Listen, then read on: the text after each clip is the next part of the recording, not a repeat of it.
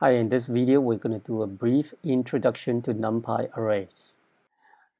So we've briefly talked about the difference between array and list.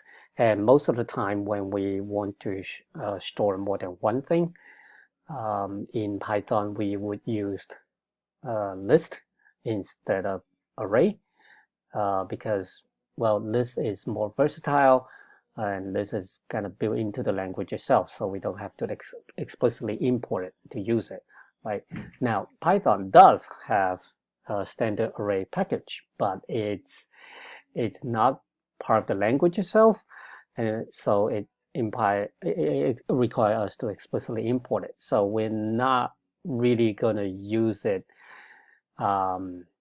here, but I would like to briefly introduce you to a different array that is called the Numpy array. So it's part of a Numpy package.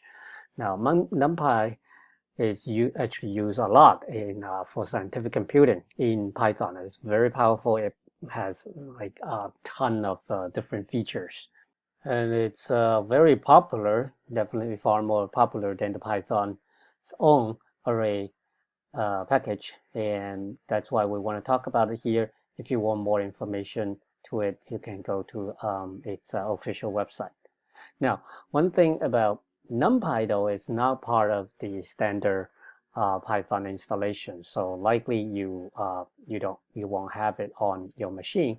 So in order to use it, you have to import it, but it's not installed. So what can you do? Well, if you're using PyCharm, it's very easy. So when you move your mouse over the NumPy, uh, the word NumPy, and it's have a red underline, meaning it doesn't know what it is, you can just install it. So I'm going to click on it, and it's going to install it. It's going to take a bit of time, but that's all that you have to do. And yep, there you go. So it's installed. Let me just say a few more things about NumPy arrays. Now, NumPy array is really just like an array in most other languages, and therefore is different from Python's list. And just kind of to recap, normal arrays, they require all the elements to be of the same type. And also the arrays themselves, unlike list, it cannot just um, expand or contrast in length, right? So it always stores the same number of elements. And a little more kind of deeper into the kind of the details of the array is that each element in the NumPy array is exactly the same size, and they're stored in contiguous memories. So what that means is if it stores integers, then integers are either 32 bits or 64 bits, and therefore each element of a NumPy array that stores integers is going to be either 64 or 32 bits in size. And it's one block of memory to store however many numbers there are. So it's very, very fast compared to list. And it also can do a lot more in terms of math or the number capabilities. So for example, we can use a number array as a vector, and it has all kind of support for vector multiplication, dot product, cross product, and things like that.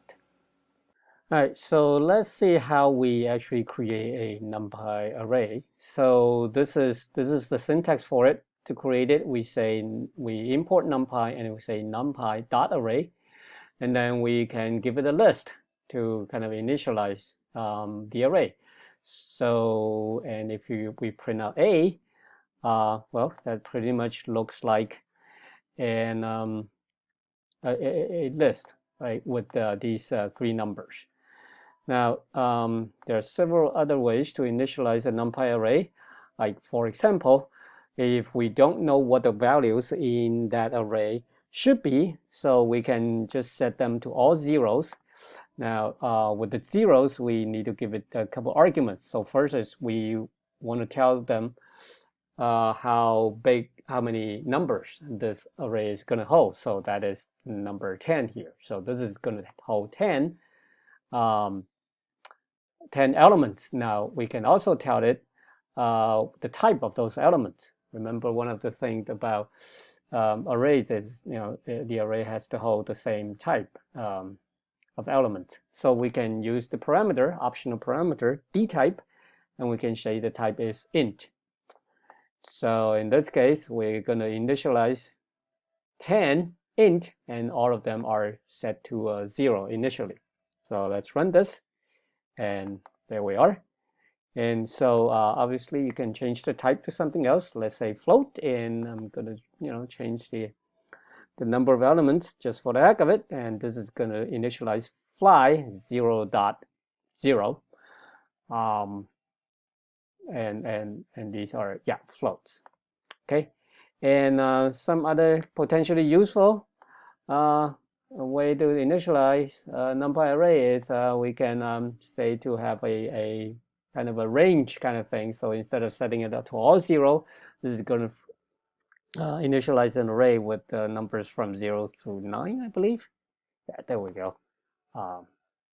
Yeah, so that's that. And well, this is what the slide is about.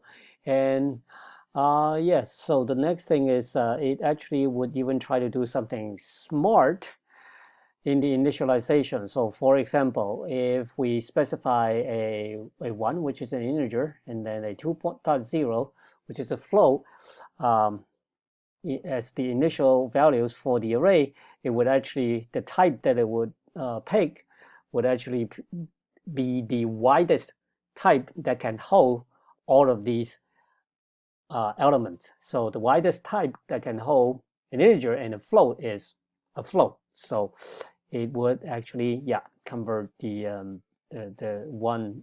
integer one into a float 1, and obviously keep the float 2 to be 2.0. Okay, and it would even do this for types like an integer and a string. So the widest type between an integer and a string is actually a string.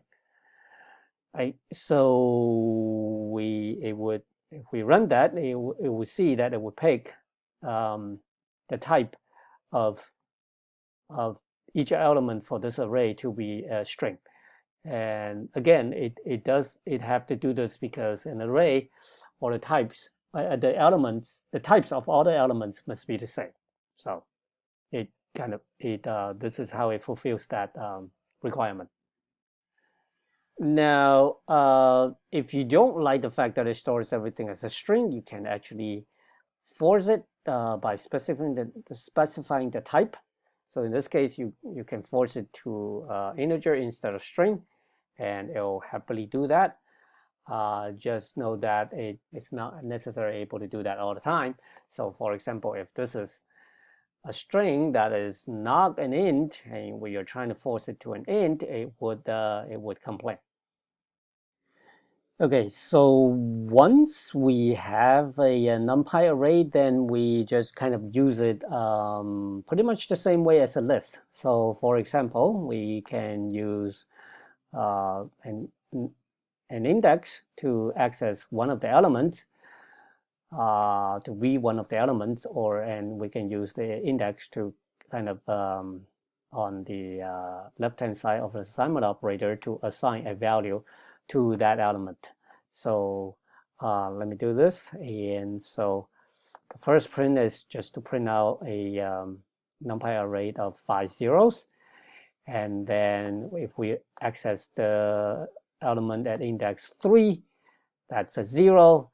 And then if we set it to 333, then we're setting the element at index 3 to 333 with the rest of the elements intact.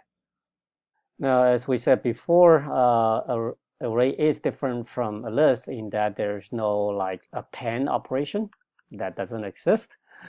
And you cannot delete an element like you can delete a list.